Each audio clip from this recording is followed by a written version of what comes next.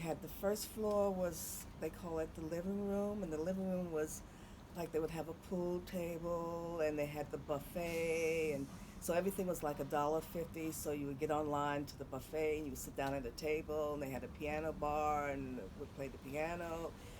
And then the second level was what they call showrooms, which was called the playroom. So in that room served roast beef, mashed potatoes, and stuff like that. And then the third floor was the fourth floor was the penthouse. That was the top floor. In that room, they served steak, and they had entertainment also in that room. So you had all of your top show people came, entertainers came to the club.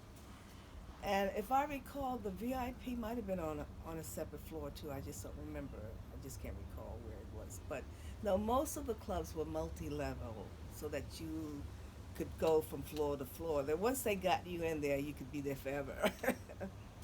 So, well, there were actually some very famous people in the very beginning, and these were before they were famous. Like, I understand that Aretha Franklin at the Chicago club, and I think she was something like 16 or something years old. So she just went in, sang a song, and left. And then you have people like Bette Midler and um, Billy Crystal, and so you had some big names.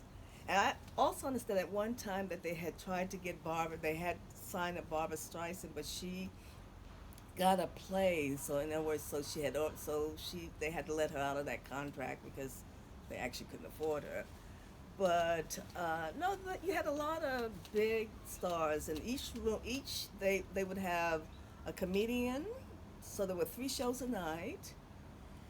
So there was usually a comedian and someone who would sing a song. I think even sometimes Tony Bennett and people like that would play. But someone would come in and sing, a comedian, and they each did about 10, 15 minutes. And I remember they used to have this girl who did, uh, she would read your mind reading, she would read your mind, and they would have someone who would hypnotize you. And sometimes they actually hypnotized the bunnies, they would actually go under. No, they had some fabulous shows, some wonderful singers, and interesting enough, Hefner really. We're talking about the '60s now, so he hired a lot of minority women, worked the club and entertainers. As a matter of fact, Dick Gregory, black comedian, activist, was hired in the Chicago club by Hefner when no one else. You never had a black actor, black comedian working with whites at one time. So you always worked.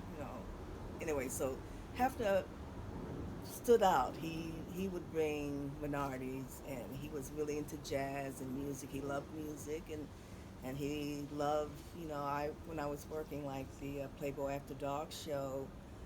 You had people like Ike and Tina Turner. And I remember when Tina Turner got on that stage. Well, she was fabulous. And Bill Cosby used to do the show, come in to for the Playboy After Dark, and Sammy Davis Jr. Tony Bennett, and even Flip Wilson. I don't know if you knew who Flip Wilson was, but he was very, very funny. He was a comedian. The people we're still talking about the '70s, and he always had a character. He dressed up as a woman, and she was called Geraldine. And so they did a skit once of him wearing a Playboy bunny outfit.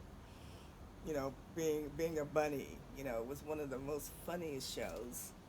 So no, they they were very entertaining. The clubs, and everything was $1.50, whether you had a steak or a roast beef or the buffet, or of course I worked as a cigarette bunny, so I sold cigarettes, cigars, and each one came with a Playboy lighter that had the logo on it. So, and you just walk, and in the beginning I just walked from floor to floor selling cigarettes, cigars. Yeah.